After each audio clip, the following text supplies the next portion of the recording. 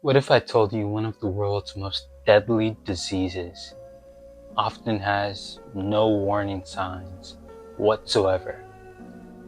No pain, no fever, no dramatic movie scene where someone starts grabbing their chest. It just kills you. That's earned it the moniker, the silent killer. Today we're going to be getting into why blood pressure gets so dangerously high and signs you should never ignore. What's up, future medics? Welcome back to Next Gen Med Science, where today's curiosity becomes tomorrow's cure.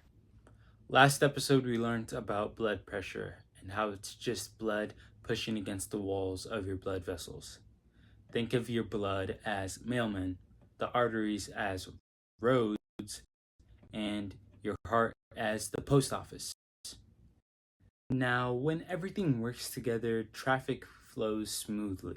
The mailmen deliver oxygen, the body functions. But when roads get narrower, pressure increases, which is exactly what happens inside your body. So, why does blood pressure get this high in the first place? Well, there isn't one single reason for it, but doctors normally put it in two categories. Primary hypertension, which can be caused by inactivity, poor nutrition, high salt intake, obesity, alcohol, and smoking. But that was just with primary hypertension. With secondary hypertension, it has a specific cause. Examples include kidney disease, hormonal disorders, some medications, and even conditions like sleep apnea.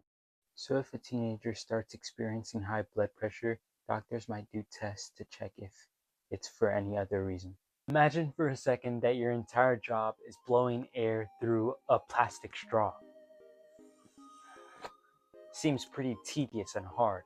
Well, both those problems are fixed with a wider hole. What does that have to do with blood pressure? Well, your heart experiences something similar. If your arteries get stiffer or narrow, your heart has to work harder to pump blood. Over time, unhealthy habits like smoking or eating ultra-processed sugars can cause internal damage to your arteries, as you're seeing in this clip right here. But your heart doesn't stop working. It keeps working harder and harder. No vacation. Not even when you're asleep. Here's the dangerous part. Most people with high blood pressure don't feel any changes at all. That's why regular checkups with doctors are so important.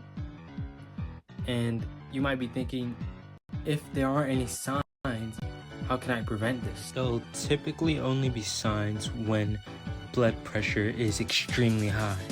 Signs like chest pain, severe headaches, blurred vision, shortness of breath, dizziness, and nosebleeds. These symptoms don't always mean that someone has high blood pressure, but they should never be ignored, even in a vacuum. They always deserve prompt medical evaluation.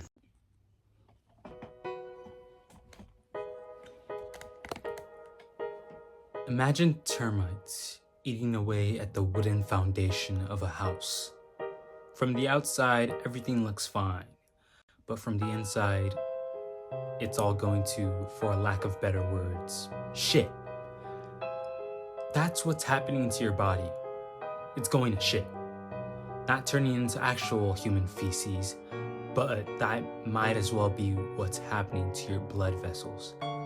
When you do all these bad habits like smoking or taking too much processed sugars, something as small and minute as that, well, from our perspective anyways, we're not ourselves.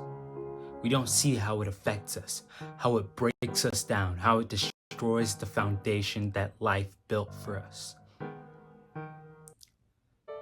So, next time, before you participate in these bad habits, always remember, this can result in you having a heart attack or just ruining your life. Today we learned that high blood pressure doesn't usually happen overnight. It often is the result of many factors, such as lifestyle, genetics, and other cool stuff like that.